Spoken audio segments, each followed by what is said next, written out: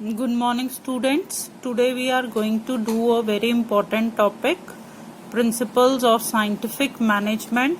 But before that, let us recap the meaning of scientific management. As you all know, scientific management is application of science for each and every element of management. These principles are given to us by F.W. Taylor. He is also known as father of scientific management because of his contributions of providing us with principles as well as technique of scientific management. So let us start with the principles of scientific management. First and foremost principle that is given by Taylor is science, not the rule of thumb. According to this principle, Taylor stressed that each job performed in the organization should be based on scientific inquiry and not on intuition, experience, or hit or trial method. This can result in saving of human efforts, time, and greater saving in terms of cost. Now, what is the meaning of this principle is Taylor insists on eliminating the use of rule of thumb. Rule of thumb होता है means using indigenous method, using your experience in order to manage the organization.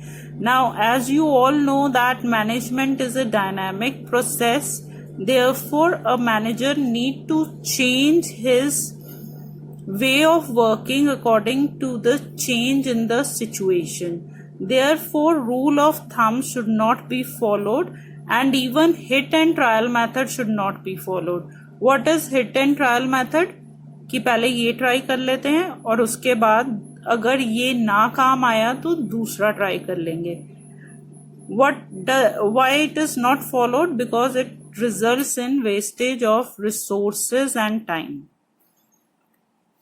Rather than this, Taylor insisted upon following one best method. What is best method? A method which is based on scientific study and analysis and results in maximum benefit and minimum cost. By following this principle, we can increase the efficiency of our organization, we can bring specialization and save human effort, time as well as our machinery.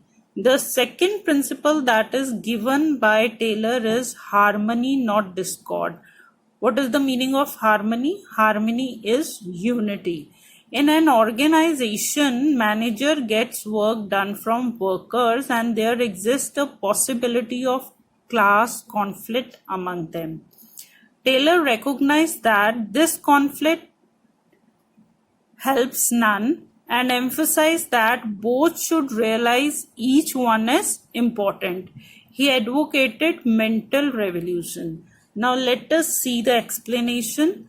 According to this principle, harmony is needed or unity is needed between whom? Workers as well as management. Meaning of mental revolution means development of positive thinking for each other. Each other means workers and management. Management should understand that prosperity of management cannot exist without the prosperity of workers and therefore they should share their gains with the workers. Workers should also not make unreasonable demands and contribute their best in organizational goal. The next principle that is given by Taylor is cooperation, not individualism. According to this principle, there should be complete cooperation between labor and the management instead of individualism. Competition should be replaced by cooperation, means instead of competing with each other, they can cooperate and increase the share of profit in the organization. There should be almost equal division of work and responsibility between the workers and the management. In this, he wants to say that cooperation between worker and management is must for the success of the organization. It is actually the extension of harmony, not discord principle. Management should seek worker participation in decision making and reward them appropriately for their constructive suggestions. Similarly, workers should avoid going on strikes and making unreasonable demand. A teamwork is important between management and workers to achieve organizational goals. Last but not the least principle is development of each and every person to his greatest efficiency and prosperity. According to Taylor, industrial efficiency depends on large extent on personal competence. Taylor was of the view the concern of efficiency can be built in right from the process of selection. Means you should select person according to your requirement, as well as the best person should be appointed so that it results in the efficiency of the organization. Each person should be scientifically selected, then work is assigned according to their capabilities and training should be provided to them to learn best method. What was the best method we discussed in first principle is the method that results in minimum cost and maximum efficiency. To explain it further, workers should be appointed scientifically means the appointment of workers should not be based on any references or prejudice. The selection process should be an objective one.